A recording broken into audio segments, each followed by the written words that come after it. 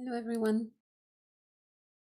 So I'd like to start today with a mantra, Asato mantra. Asato ma sangamaya tamaso ma jyotirgamaya mrityorma amritangamaya.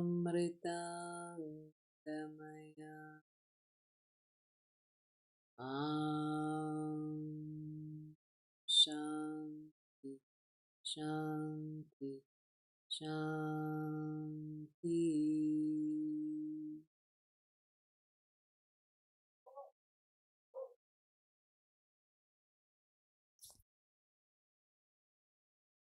So this mantra means from untruth to truth, from darkness to light, from mortality to immortality.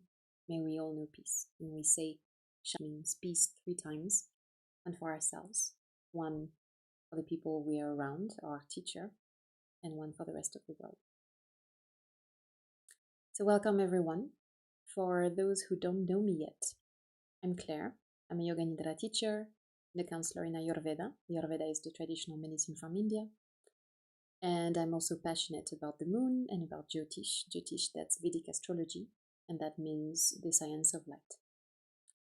I have several videos about the past Yoga Nidra offerings for the new moon on YouTube, where I explain a little bit about what I do, how I merge Ayurveda, Jyotish, and the moon into how I blend everything into a Yoga Nidra offering that help bring harmony and balance to everyone. So if you're curious to know more about this, about the elements, about some specifics of Jyotish, in particular the nakshatras. The nakshatras are sections of the sky that the moon visits daily. Basically, she almost change of nakshatra every day. Then yeah, if you don't know about it yet and you're interested to know more, I invite you to watch one of the previous videos to learn more about this. And for those of you who have never practiced Yoga Nidra before, I have made a video that explains what it is, but basically means yogic sleep.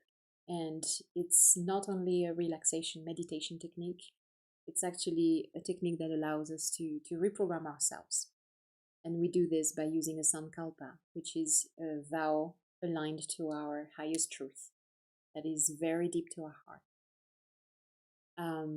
So again, I made a video about that, and it's in the description of this video. So if you're curious to know more about the details of how Yoga Nidra works, I invite you to look at this one.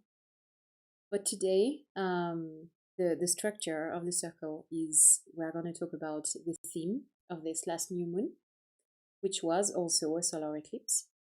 And we're going to talk, well, not talk actually, we're going to do a pranayam to put us in condition to prepare ourselves for the Yoga Nidra.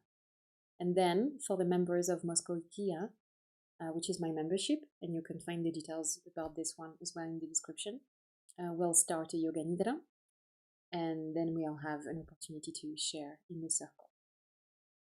So what questions do we have before we get started?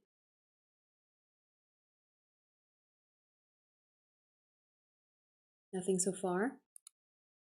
Okay, well, good.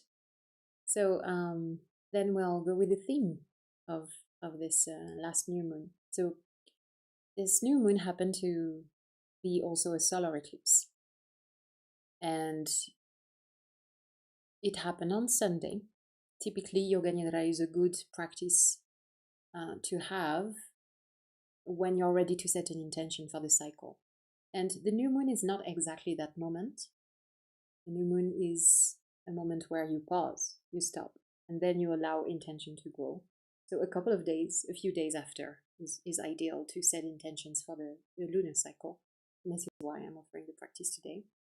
Especially the further away from the eclipse we are, the easier it becomes as well. So I waited 3 days to make sure that the eclipse energy started to fade a little bit more for our intentions to be able to form our intentions for the coming cycle. So I'll talk a little bit about eclipses. So eclipses come in seasons, and typically we have 2 to 3 every 5 to 6 months. So this time we have 2, and it started with a lunar eclipse a couple of weeks ago and a half, and it kind of ended on Sunday with a solar eclipse. I say kind of ended because it's not like it happens at the moment of the eclipse begins. There is kind of a field of energy around the eclipse, a space, some time around them that is transitioning. It's transitioning into the eclipse energy and transitioning out of the eclipse energy. So the last eclipse happened on Sunday, and we are 3 days away, so we are fading away from the eclipse energy, but it could take about 2 weeks after the last eclipse to actually come out of that season and to really not feel the impact of this anymore. That's why I'm saying that. And it happens every 5 to 6 months. So here it was a solar eclipse, and when a solar eclipse happens, it's with a new moon. A lunar eclipse is always with a full moon, solar eclipse always with a new moon. And what happens at that time is that the new moon effect, the energy of the new moon is